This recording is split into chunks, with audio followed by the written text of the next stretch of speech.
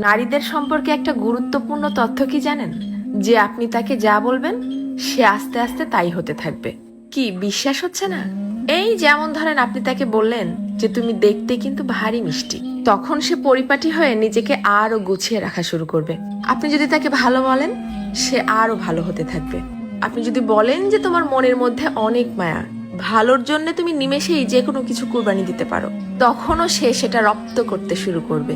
কিন্তু যখনই আপনি তার খুঁত ধরা শুরু করবেন, তার ছোট ছোট ভুলগুলোকে বড় বানিয়ে তাকে সবার সামনে অপমান করে ছোট করবেন, সে এটা পারে না, সে ওটা করে না, সে একজন বেয়াদব, সে একজন অসভ্য, মুখে মুখে তর্ক করে, সে একজন মারাত্মক রাগী তেজি জিদ্দি মহিলা, এ ধরনের কথাগুলো যখন তাকে কষ্ট দিয়ে বলবেন, সে কিন্তু আস্তে আস্তে তাই হতে থাকবে।